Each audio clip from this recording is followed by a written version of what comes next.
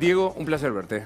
¿Qué tal? Buenas noches, Luis. ¿Cómo Gracias. andas? Vamos a hablar de economía. Yo en este programa normalmente al final hablo más de cuestiones personales, pero voy a invertir hoy. ¿Cuánto hace que lo conoces a Javier Milei? Desde el 2005. Hace unos casi 20 años. Exactamente. ¿Escribiste libros con él? 4 libros. Cuatro libros. Se cortó la relación. Sí, yo lo dejé solo en este camino desde que me dijo que lo iba a iniciar porque no estaba estaba en absoluto desacuerdo con el camino que te había trazado mentalmente y los pasos a seguir a lo largo de estos 3 años, 2020, 2021, 2022, 2023, 4 años ya. Claro. Bueno, pregunto hasta donde vos me digas, esto no quiero hablar, listo. ¿Qué te hacía ruido de este camino? Bueno, hay 2 aspectos. El primero es el aspecto filosófico, político, ético, que el liberalismo moderno, porque como todo tiene su evolución, Claro. cuando te hablan de el liberalismo de Alberdi o el liberalismo de Locke, tenía muchos errores ese liberalismo. Y el liberalismo moderno los ha enmendado en los últimos 40 años, para decirlo simplificadamente. Como un proceso evolutivo, ¿no? De una ciencia y una cosmovisión del ser humano en términos filosóficos, porque el liberalismo, lo económico es así chiquitito dentro del liberalismo. Bueno, ¿qué demuestra utilizando la praxeología, que es una epistemología, una metodología del conocimiento?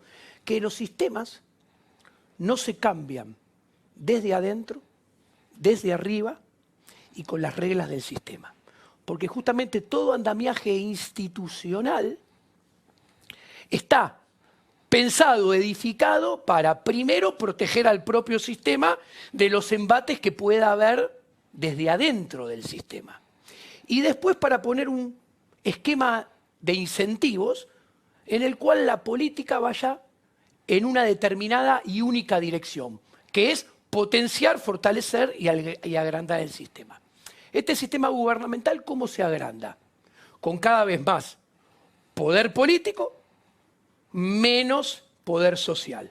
Cada vez más medios políticos, menos medios económicos. Con el poder político obteniendo cada vez más rentabilidades extraordinarias a partir de avanzar sobre la libertad del sector privado y la propiedad del sector privado. Te lo traduzco en variables. Eso es cada vez más leyes que se inmiscuyen en la vida de la gente común, cada vez más gasto público que le da poder político al burócrata, cada vez más impuestos que le da poder económico, que son el gasto público hace a las personas de bien dependientes cada vez más del político. Los impuestos les sacan parte de su ingreso para que los políticos lo gasten, dinero ajeno, en cómo ellos arrogantemente creen que lo pueden gastar mejor.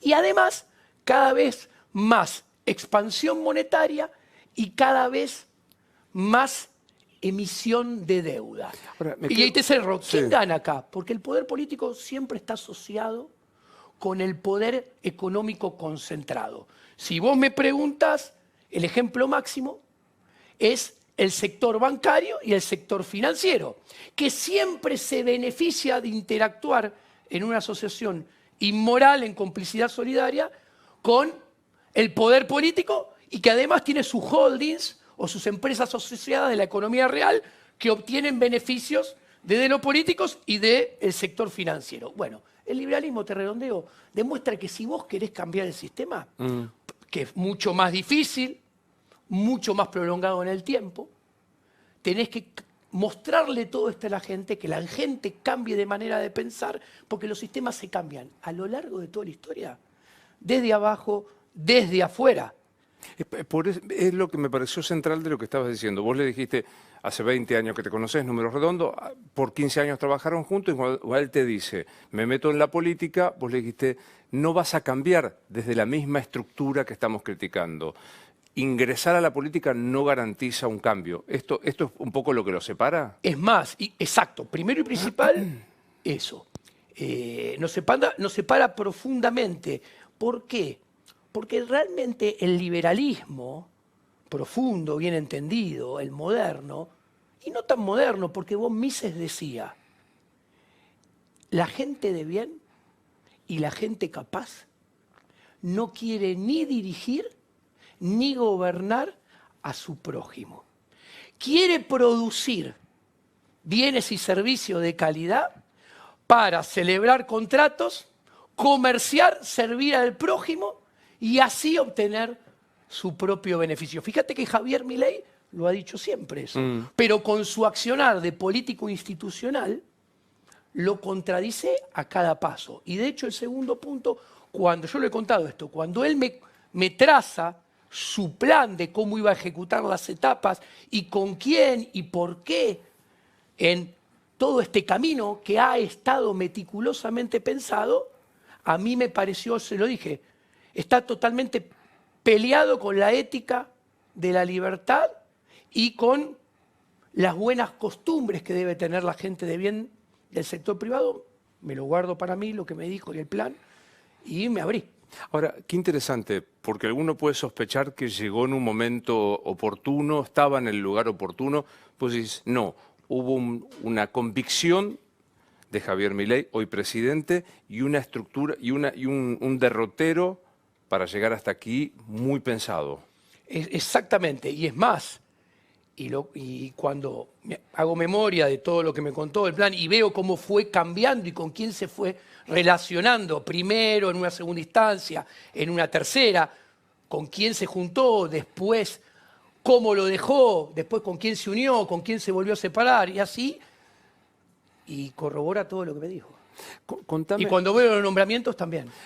No, ahora vamos a ir a esto, ¿no? No personalmente, no me interesa la cuestión personal, privada, la cuestión intelectual. Definime intelectualmente a Javier Milei.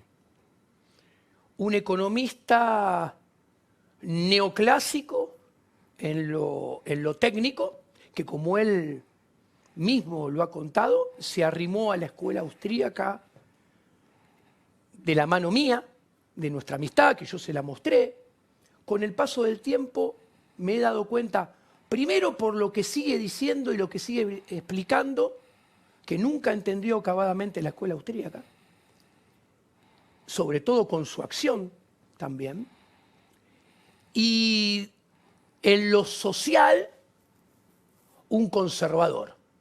Yo tengo una persona muy amiga mía que nos conoce a los dos, y hace ya mucho tiempo me dijo, Javier toma el bagaje técnico y sobre todo la ética prestada de la gente con lo que está en el momento, ¿no?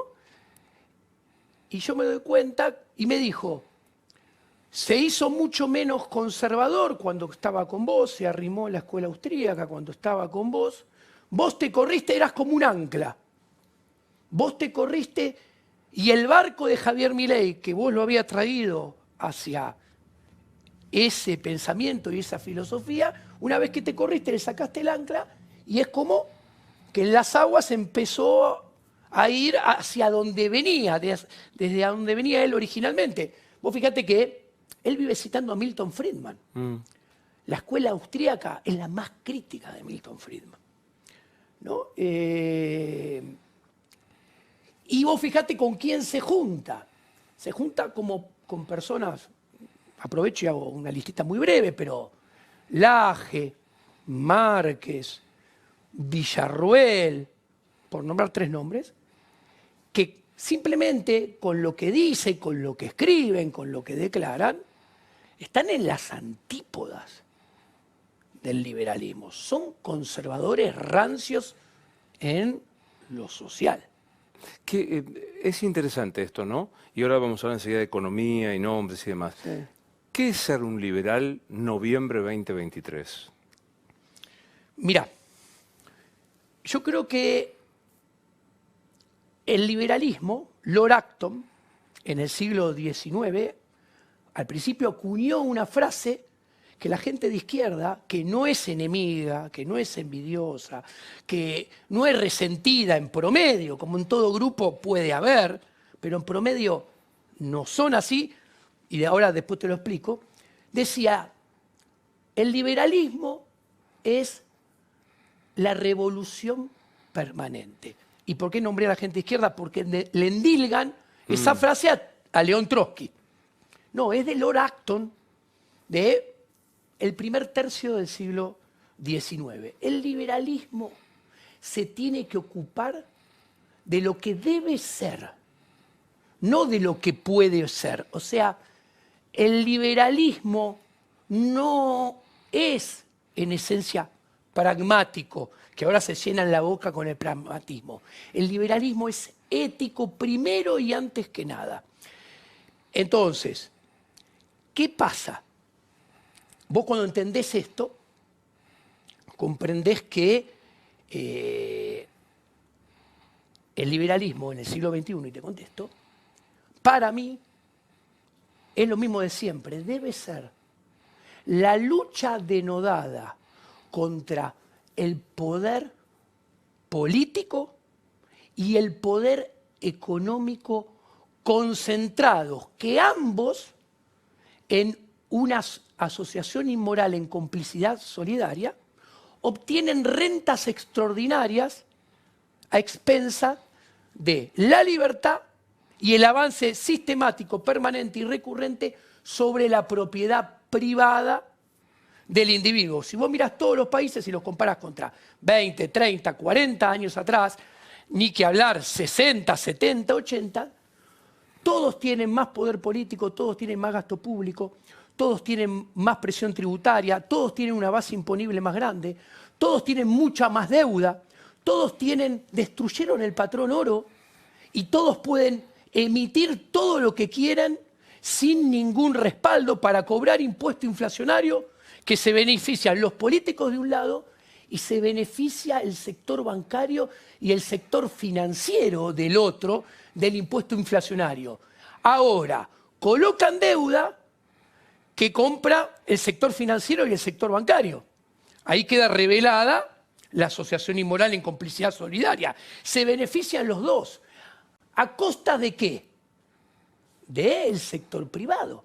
Entonces, el liberalismo es la lucha denodada contra el poder político, el poder económico concentrados que están asociados inmoralmente para obtener rentabilidades extraordinarias a expensas del sector privado.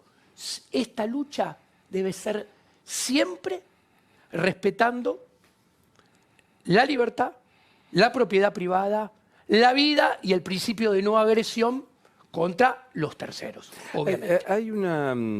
Yo te escuchaba decir, y tenés razón, concedeme que algunos debates nuestros filosóficos son del siglo XIX.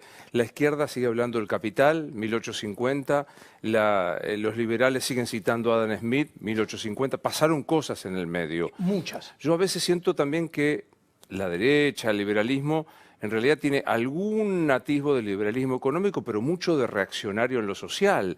Esta cosa de no respetar, no sé, la diversidad sexual, los derechos de las mujeres, etcétera, etcétera. Vos personalmente, ¿dónde te inscribís con esto? Te contesto, yo estoy en las antípodas de ese conservadurismo rancio que acabas de citar vos, que por ejemplo están contra todos los... Yo pienso, por ejemplo, que la revolución más importante de la historia de la humanidad es la revolución de la mujer, de las últimas décadas.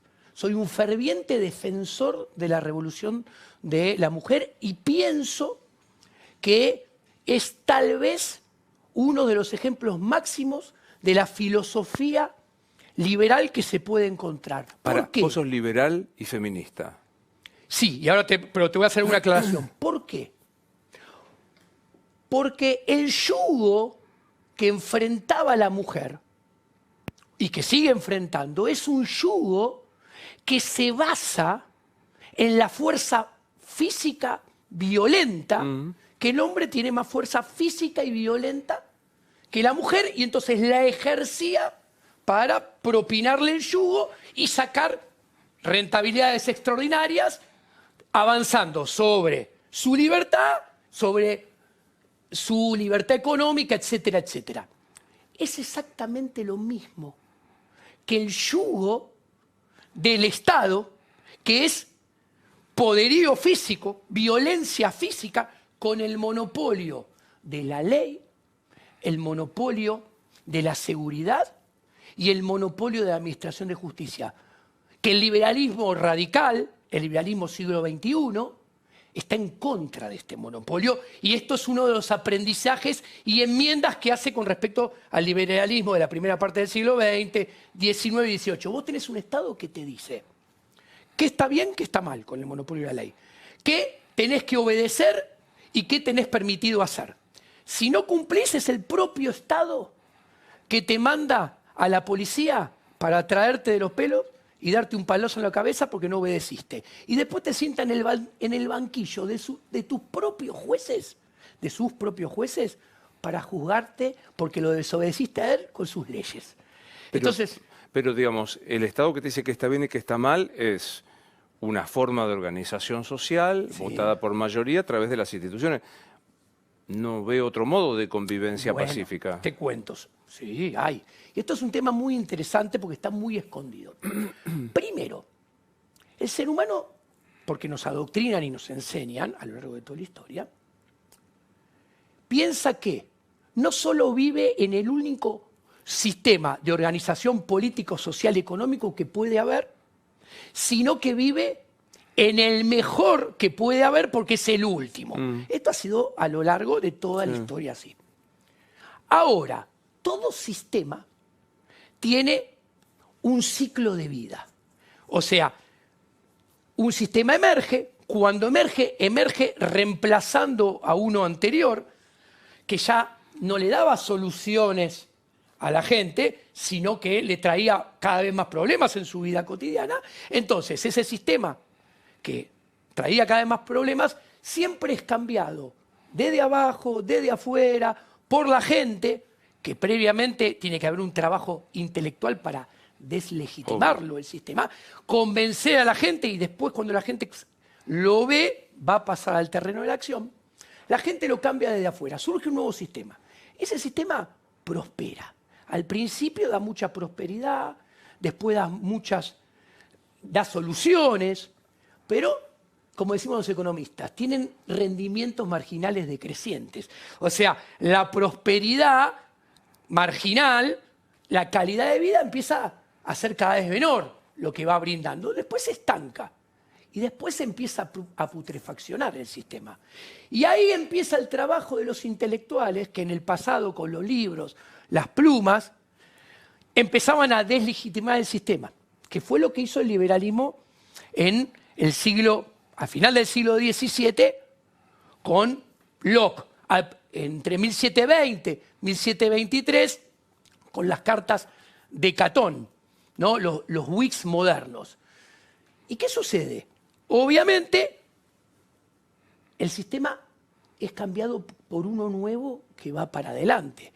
A ver, si este sistema fue pensado originalmente en el siglo XVII, XVIII, como acabo de decir, la acción humana agregó capas de información y aprendizaje supinas al ser humano a lo largo de estos 200, 300 años. O sea, la acción humana cambió de manera muy importante. El ser humano aprendió mucho, cambió mucho.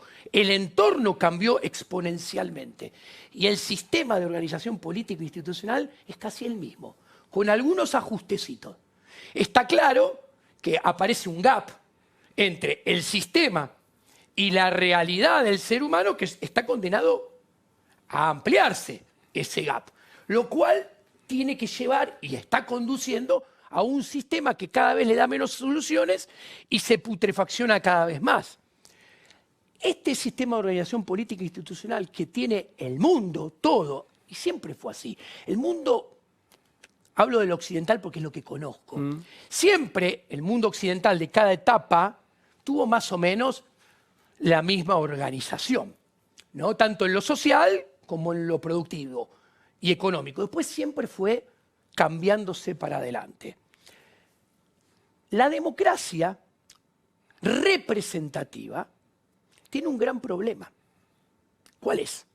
Uno, no son nuestros representantes. ni el presidente, ni el vicepresidente, ni los senadores, ni los diputados, ni los gobernadores, ni los concejales. ¿Por qué? Porque no hay contrato de representación. Para que haya contrato de representación, uno, los contratos son válidos y son espontáneos, voluntarios. Contrato a punta de pistola es inválido. El voto es obligatorio y tiene castigo. Un contrato tiene que estar firmado por las dos personas. El representado y el representante. Tiene que poner la firma, el nombre, porque la firma es la que da lugar ¿a qué? A los derechos y a las obligaciones de ambas partes. Con la firma se consensúan puntos de vista de acuerdo y se establecen cláusulas de monitoreo para ver si el representado representa bien y si el representante se siente bien representado, con cláusulas de rescisión del contrato. Bueno, nada de esto existe Bueno, en hay el alguna, voto. pero hay, qué sé yo, las revocatorias populares, los referéndum, hay sistemas de democracia Son semidirecta. todos secretos, Pero no tienen nombre. Ahora, y te cierro, yo estoy a favor de la democracia directa, con nombre y apellido. El voto, que en el siglo XXI, ¿por qué? Porque el que vota en contra, esto abre las puertas para una democracia de verdad, directa, que en unidades administrativas más pequeñas abre la puerta para lo que se llama anarquía de libre mercado. ¿Qué es esto? Que si vos votás con nombre y apellido en contra de una medida, un ejemplo sencillo para que se entienda, te vamos a cobrar impuestos para construir este hospital. Si vos construís impuestos pagás impuestos y estás de acuerdo con este hospital, vas a ser atendido. ¿Qué es votar en contra? Pero tiene que ser con nombre y apellido y sin intermediarios. Porque votás en contra, permaneces afuera, no pagás los impuestos para construir el hospital. Pero asumís las responsabilidades e internalizás los costos de tu decisión. ¿Por qué? Porque si te enfermas, en el hospital vas a tener que pagar desde la gasa hasta el tratamiento, porque decidiste estar afuera. Pero tranquilo, porque en el libre mercado van a aparecer instituciones como seguros que van a tratar de satisfacer las necesidades con productos para los que votaron en contra para mitigar esos costos. Yo lo entiendo en la hipótesis de laboratorio que estamos manejando. Sí. ¿Se aplica en...? Ahí está, interesante. Ese razonamiento epistemológicamente es inválido, porque nada está bien, ni nada está mal, ni nada queda invalidado o demostrado que es posible porque se aplique o no se aplique en ningún lado. Con un ejemplo me entendés en un segundo. Siglo XVII. Los primeros liberales estaban en contra de la esclavitud. ¿Y cuál era? Decían, ¿dónde no hay esclavitud? En ningún lado. Los países desarrollados, ¿qué tienen? Esclavitud. Pero es imposible abolir la esclavitud. Todos los bienes y servicios se producen en base al sistema productivo de la esclavitud. Yo encuentro una falacia de razonamiento brutal. Vos traducís la libertad de una persona en un bien o un servicio y no lo ves. No, me entendiste mal. Capaz me expliqué yo mal. Estoy tratando de construir un puente entre tu razonamiento de decir, no, che, esto que está diciendo, ¿está bien o mal? Si se aplica en un lugar... No dije está bien o mal, dije, ¿dónde funciona? Bueno, en ninguno. Hoy por hoy, en ninguno. Ahí va mi ejemplo. Voy al siglo XVII. Te encontrabas con un Giacomini del siglo XVII y te decía, che, hay que ir contra la esclavitud, eliminarla ya mañana. Entonces, Luis Novarecio del siglo XVII me decía, pero Diego, ¿dónde no hay esclavitud? Yo no soy antropólogo, pero asumo que habría montones de... Déjame avanzar. Sí. Me hubiera dicho, capaz, punto seguido, porque el razonamiento lógico es el mismo, en ningún lugar hay esclavitud de los países desarrollados de Occidente, todos tienen sistemas de producción de bienes y servicios en base a la esclavitud.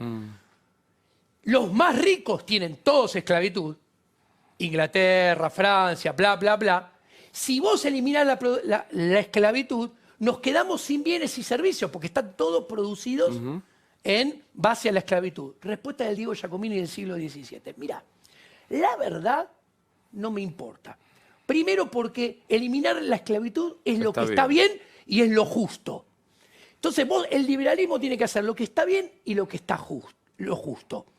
Ahora bien, quédate tranquilo que la acción humana y el mercado le van a encontrar solución para poder proveer bienes y servicios con otro sistema productivo que no sea la esclavitud. Que no prevea la esclavitud. Y apareció el trabajo asalariado. ¿Qué te quiero decir? Y redondeo, el argumento de, che, lo que estás planteando es utópico, porque todavía no está en ningún lado, es falaz. No es una construcción lógica deductiva correcta. Y al mismo tiempo, para cerrar, esto te puede llevar a la sociedad a grandes errores. Y el principal enemigo de lo que está bien y la ética es el pragmatismo. Y el pragmatismo es el mejor amigo del Estado. Es el mejor amigo del poder político. Pues lo decís porque ahora, en algunos casos se elogia el pragmatismo del presidente Milei, que decidió empezar a negociar una posibilidad de un sustento político con sectores del PRO, sectores del peronismo. ¿Por eso lo decís? No, lo digo en general. Lo filosófico y lo filosófico político que está detrás de lo que acabo de decir. Vayamos a algo muy brutalmente inmediato. ¿Qué significa Luis Toto Caputo, ministro de Economía? A mí personalmente no me gusta absolutamente nada. A ver, Javier Milei tiene un diagnóstico macroeconómico del problema argentino correcto. Yo te he visto, has entrevistado acá a millones de políticos. Los políticos te dicen que la crisis más grande de la historia fue la del 2002. Es mentira. Es muy fácil de visualizar. De la crisis del 2002 se salió aumentando el gasto público, aumentando los impuestos más de lo que se subía al gasto público y emitiendo moneda. O sea, se salió de esa crisis muy fácil, haciendo lo que le gusta hacer a los políticos, lo único que saben hacer los políticos. Las crisis y su problema, por eso, y acá digo que Javier tiene una lectura correcta, Javier siempre viene diciendo, estamos al borde de la crisis más grande de la historia de Argentina. Está correcto. ¿Por qué? Porque las crisis hay que dimensionarlas por lo difícil de las políticas a aplicar para intentar salir de ellas o sortearlas y los costos que hay que pagar a la hora de tratar de enfrentar la crisis. De esta crisis, que Argentina está al bordecito, se sale, escuchá, bajando los impuestos, bajando el gasto público mucho más que los impuestos y dejando de emitir por completo. Bueno, las dos últimas parecen expresadas por el presidente Milei. Bueno, te iba a decir, por eso Javier explicita su visión global, macroeconómica e intelectual de manera correcta, con esta explicación que estoy dando, y a su vez plantea, para solucionar lo fiscal, también es correcto, voy con el motosierra, para bajar el gasto público mucho y bajar los impuestos un poco menos que el gasto público e ir al equilibrio fiscal. Y para dejar de emitir, plantea hace años su caballito de batalla, la dolarización. Perfecto. Y siempre ha dicho, el primer paso de la dolarización, lo primero que tengo que hacer es ocuparme de las LELIQ y de los pases. ¿Me dejas que te lo haga escuchar? Sí. Hoy, esta mañana, llegado a Estados Unidos, invierto el orden de lo que había pensado. El presidente Milei habla de las LELIQ y de esto que para él es una bomba a tiempo y dice esto.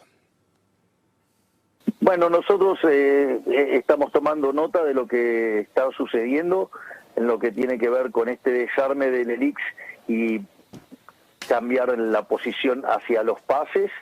nosotros igual siempre miramos el balance del Banco Central en términos del total de los pasivos monetarios, ya sean la base o los remunerados. Por lo tanto, es un cambio de composición y no modifica la naturaleza del problema que tenemos que resolver. Lo interesante es que la propuesta que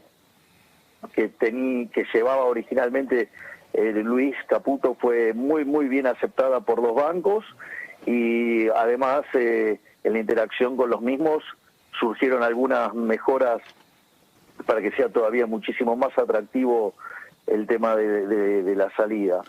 Es decir, así que estamos trabajando en eso de manera muy activa. Primero me lo traducís al castellano básico. Te lo traduzco al castellano básico. Primero, él quiere sacar las LELIQ y los pases, que son una deuda que el Banco Central tiene con los bancos comerciales, que entonces las LELIQ y los pases son un crédito de los bancos comerciales contra el Banco Central. Atenti, esa misma deuda es el respaldo de los depósitos de la gente, que son una deuda de los bancos comerciales con la gente y son un activo de la gente contra los bancos. ¿Qué está tratando de hacer con Caputo? Él lo dijo, voy a ser muy pragmático. Sí, está siendo muy pragmático. ¿Por qué? Porque él no nombra a Caputo, porque él cree que Caputo le trae una solución para arreglar lo más rápido posible el problema de las LELIQ y pases. O sea, es consistente con lo que siempre pensó Javier. ¿Ok? Y si arregla lo más rápido posible el problema de las LELIQ y los pases, en el tiempo hace más factible, tal vez, y trae más cercana en el tiempo una potencial dolarización que él quiere hacer más adelante. O sea, nombra a Caputo y la solución de Caputo porque en el fondo piensa que le va a facilitar el camino para dolarizar y le va a le va a permitir dolarizar más rápido. Okay. Ahora, este pragmatismo está desalineado con la ética de la libertad. Y está totalmente desalineado con la escuela austríaca. ¿Por qué? Porque él dice, voy a traer una solución de mercado. Es verdad, porque él tiene una visión de definición de mercado que dice, che, si Caputo va a Estados Unidos, coloca por cuenta y orden del Tesoro, porque es el ministro de Economía, deuda que le compra el mercado en Estados Unidos, es una acción de mercado, o sea, estoy respetando el mercado. Si me pongo de acuerdo, a propósito lo digo metafóricamente, con los 10 banqueros que hay en Argentina y también les parece bien, estoy respetando una solución de mercado. No le está preguntando nada a los depositantes. Punto número 1. ¿Ok? Él arrogantemente asume que lo que está por armar Caputo bajo su gobierno futuro va a ser mejor para los depositantes. Y la escuela austríaca explica muy bien que él no puede saber nunca eso, porque las evaluaciones de los depositantes son subjetivas e inherentes a la realidad del momento, gusto, preferencias, entorno de cada empresa, de cada depositante. Ahora, este pragmatismo está desalineado con la ética de la libertad. ¿Por qué? Porque Toto Caputo va a colocar deuda. Ahora bien, y él dice, Javier, estoy cambiando deuda por deuda. O sea, estoy cambiando una deuda en pesos corta que vence a un día, 28 días, por una deuda afuera más larga y con ley Nueva York. Es mucho mejor porque es en moneda dura, es con legislación de Estados Unidos y a largo plazo.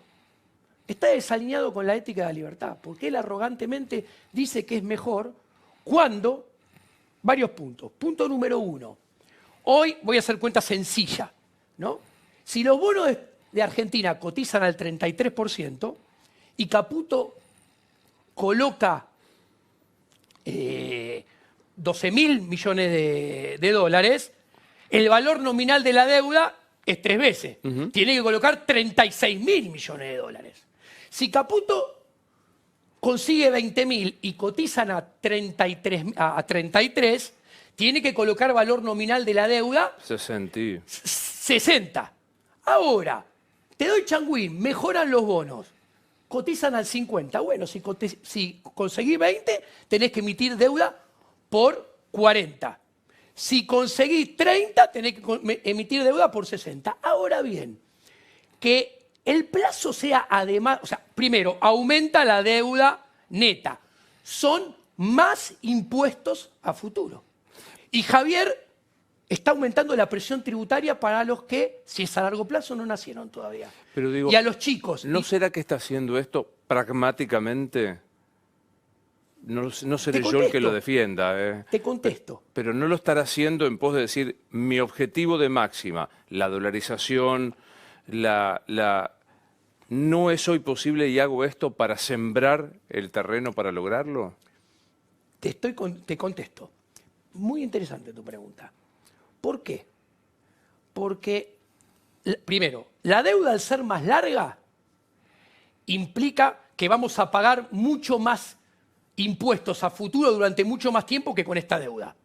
Implica que los va a pagar diferentes personas, porque si las LELIQ y PASES se agotan rápidamente, hay gente que sigue viviendo, que no paga más, gente que nace, que va a pagar con respecto a esta deuda nueva que antes no pagaba. O sea, ahí hay otro problema. Pero ahora, el punto muy interesante de esto, no está respetando los contratos tampoco.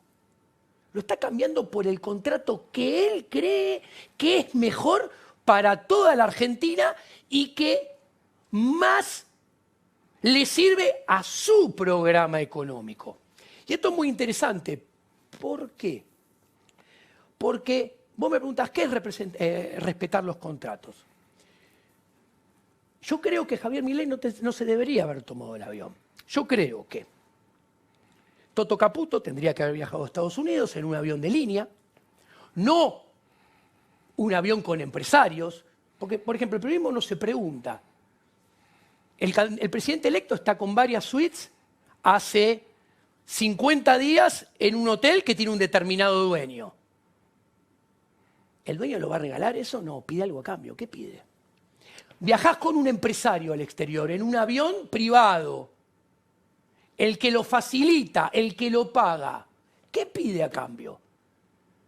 No existen las dádivas. Y si existieran las dádivas, están fuera del derecho positivo, que yo no lo respeto mucho, no me gusta mucho, pero está fuera del derecho positivo. ¿Por qué? Porque Javier es diputado nacional. Y por ley, las dádivas para los funcionarios públicos no son correctas. Pero ahora voy. ¿Qué tendría que estar haciendo Javier?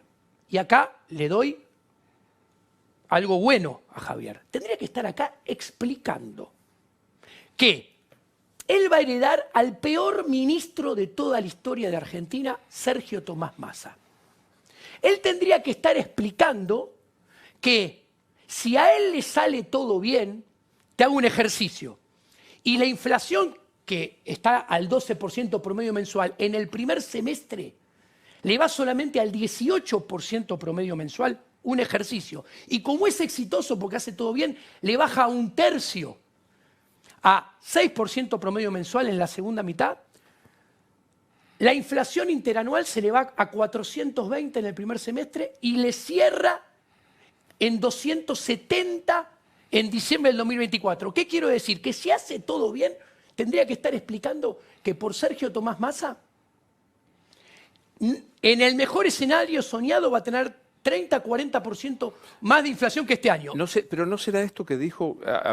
Sí. Quiero escuchar. Sí. Esta mañana también habló de esto que es lo que por lo menos a los que no sabemos economía nos golpeó, que es el tema inflación y año que viene. Mirá. De hecho, va a haber una estanflación, porque cuando vos hagas el reordenamiento fiscal, te va a impactar negativamente en la actividad económica. Por eso yo digo, la única billetera que está abierta es la del capital humano para dar contención a los caídos, pero la inflación, ¿qué es lo que pasa? Tiene que ver con lo que vos hiciste en política monetaria hace 24 meses. Y eso ya fue decidido, ya fue hecho. Es decir, la política monetaria actúa con rezagos. Entonces, la inflación está jugada. ¿Por qué? Porque tiene que ver con lo que vos hiciste en los últimos 2 años en materia de política monetaria. Entonces, la inflación sí va a seguir alta porque es el resultado del descalabro que hizo este gobierno. Lo que nosotros estamos haciendo es crear todos los mecanismos para detener la emisión de dinero y que en un lapso de 18 a 24 meses terminar con la inflación. Ahora te lo explico. ¿No es esto lo que Tiene vos razón, decías? tiene razón, pero es esto, pero está atado a otras cosas que son muy importantes. Con respecto a las LELIC, tendría, además de decir esto que ahora te lo explico, tendría que estar diciendo, por culpa de Sergio Tomás Massa, yo tengo que abrir el cepo y tendría que explicar qué es abrir el cepo todos los días. No tendría que estar en Estados Unidos, tendría que estar, a mi juicio, explicando que no le queda otra que abrir el cepo para respetar los contratos, para respetar los mercados, presentando un plan económico en serio, bien consistente, y decirle a todos los argentinos, hagan lo que quieran con sus pesos. Yo presento este plan económico y voy a abrir el cepo, porque el cepo es una violación a la propiedad privada. El cepo es una violación contra la defensa del sector privado que se busca proteger en una moneda más fuerte y no tener el peso que cobra impuesto inflacionario. Entonces, tendría que presentar un plan consistente, explicar que va a abrir el cepo y que los costos son todos de Massa. ¿Y qué sucede? Un poco lo dice ahí. No, porque si él abre el cepo, No, está con bien. esto... Pero él dice, vas a tener inflación, vas Sí. a tener estancamiento de inflación, 18, 24 meses, está diciendo, che, esto es Massa porque es lo ya exigido, Sí, lo ya hecho. Lo que pasa que eso que yo te dije recién es que va a 420 y después baja a 270, es sin abrir el cepo enseguida y con lo que está haciendo Javier ahora. Si sí. él abriera el cepo, Sí. corre el riesgo que fuera peor. En vez de 400, que fuera, no sé, 150, 200 puntos más, no se puede saber. Ahora, ¿qué sucede? Él ahí está diciendo el discurso de político, porque te está diciendo, no, yo no puedo abrir el cepo porque va a aumentar mucho la pobreza, porque va a aumentar mucho la indigencia, que es el discurso, el mismo discurso por el cual está el cepo y tuvieron que poner el cepo, porque si no lo ponían iba a subir mucho el dólar, iba a subir mucho la inflación. ¿Y qué sucede? En realidad, cuando él dice esa diatriba, está protegiendo sus intereses, porque en realidad tiene miedo que si abre el cepo y respeta los contratos de verdad, ¿qué es lo bueno de abrir el cepo y respetar los contratos de verdad y no cambiarlo por deuda que aumenta el periodo exponencialmente en el cual vamos a tener que pagar impuestos a futuro y acrecienta la deuda? Que si abre el cepo, él tiene miedo de él salir eyectado. Se está cuidando el puesto. ¿Se entiende? Se entiende perfecto. Pregunta mía. Sí. ¿Está mal? Porque digo, él sabe que tiene dos consecuencias.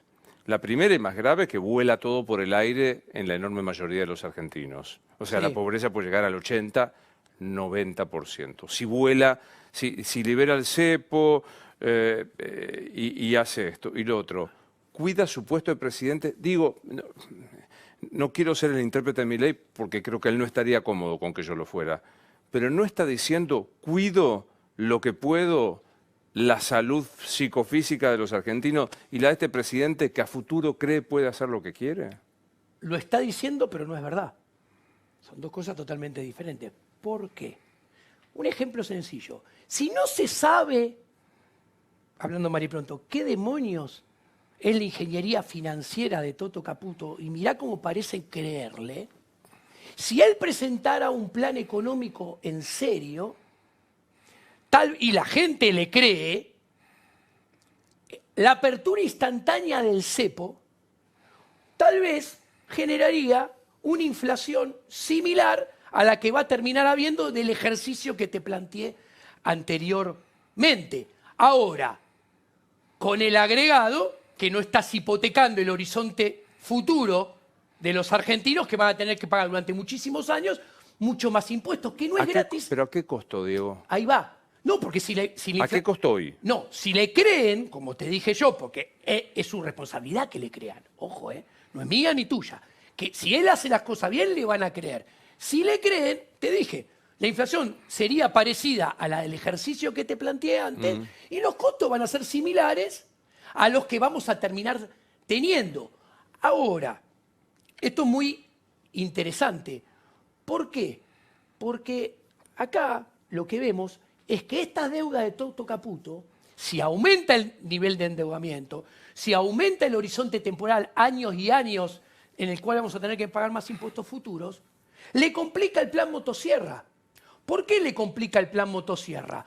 Porque la deuda aumenta, el peso de la deuda sobre el PBI aumenta, entonces él necesita, para que la deuda sea pagable, o sea, solvente intertemporalmente, va a necesitar más superávit primario que el que necesitaba hoy.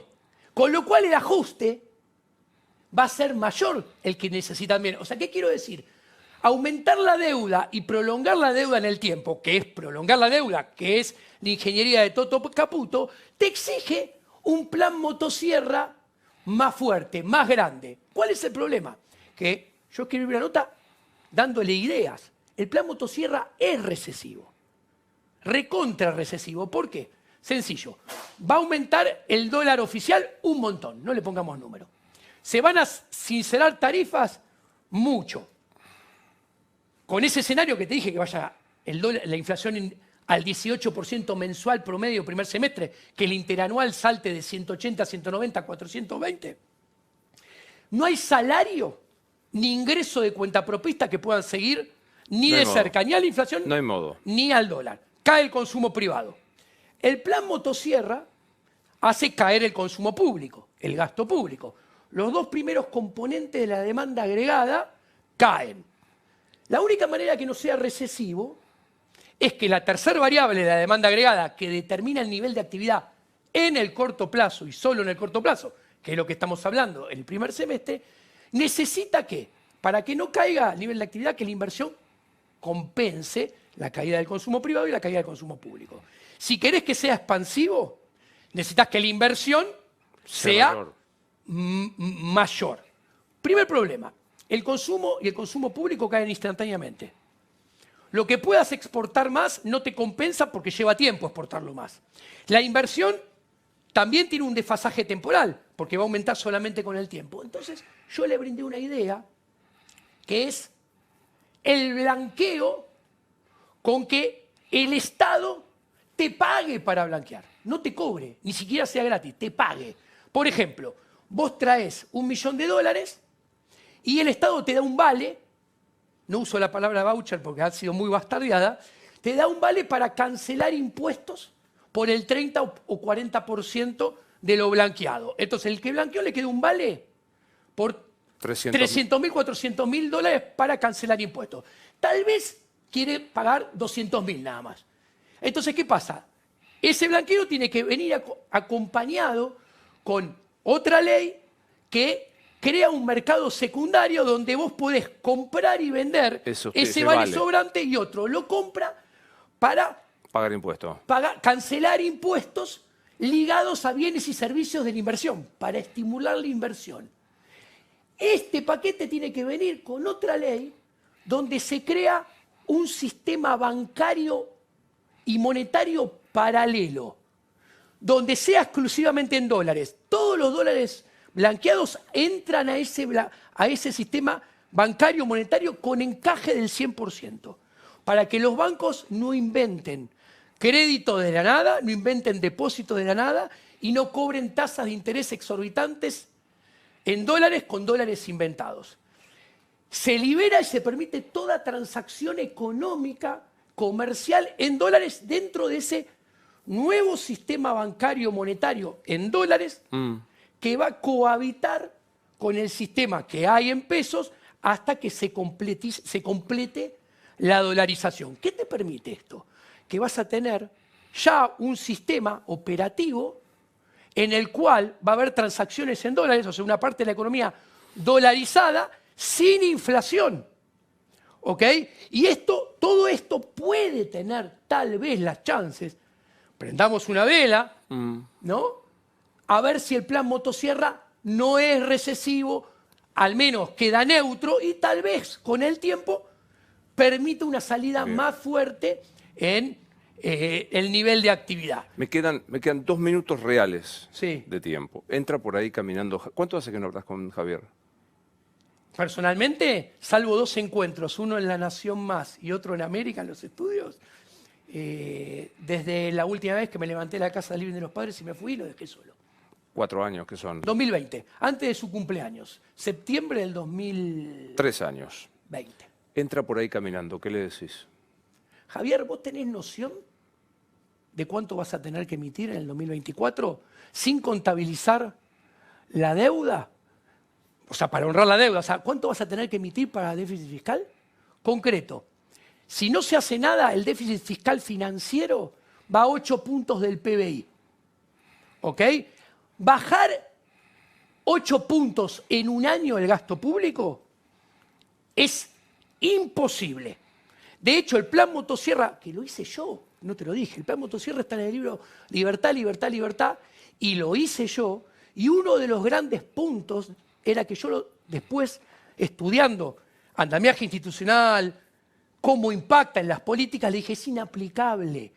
El plan motosierra, que era inaplicable, planteaba bajar, está en el libro Libertad, Libertad, léanlo, no miento, planteaba bajar el gasto público 9 puntos del PBI en 2 años y 15 en 4, inviable, pero quédate con 9 puntos en 2 años.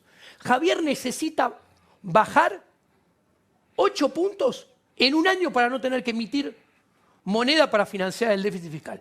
Claro. Y poniendo todas las cuentas que dice que va a poner en cero, eso que es imposible, porque las transferencias a provincias, por ejemplo, una parte son transferencias del gobierno nacional a las provincias, porque hay 13 provincias que no traspasaron las cajas jubilatorias. Entonces el gobierno le pasa plata a las provincias para que las provincias puedan pagar jubilaciones. Te lo pongo como ejemplo para que veas que no se puede poner a cero. Pero si se pudiera poner todo a cero, son 5 puntos. Y él necesita bajarlo 8. Entonces yo le preguntaría, Javier, ¿cuánto pensás emitir para financiar el fiscal el año que viene? Y me sentaría con una sonrisa a esperar la respuesta. Porque sé que estos números no lo tiene. ¿Qué va a hacer con impuesto país? Decime personalmente, ¿qué le dirías? El tiempo cura todo. El tiempo cura todo. Yo sé claramente que el poder político, la fama, el dinero de adentro del poder político cambia a las personas. El Javier Milei que yo conocí hasta el 2020 era buena persona. Y yo lo quería mucho, un montón. Yo estoy seguro que está muy cambiado. Pero cuando todo esto pasa y el tiempo cura todo, y toda la runfla que tiene alrededor, que lo adula, quiere obtener cosas de él, quiere obtener prebendas de él, quiere obtener dádivas, quiere beneficiarse de su poder político para acrecentar su poder económico, cuando todos esos no estén, y esperemos que no, y probablemente la historia no termine bien, ya se lo dije personalmente, yo voy a estar para ayudarlo. Gracias por venir. No, si no me reconoce un montón de cosas que le dije en la cara que iba a pasar y ya han empezado a pasar. La amistad es un ida y vuelta, siempre es un contrato que tiene 2 partes, ¿no? Gracias por venir. Un placer. Don't be scared.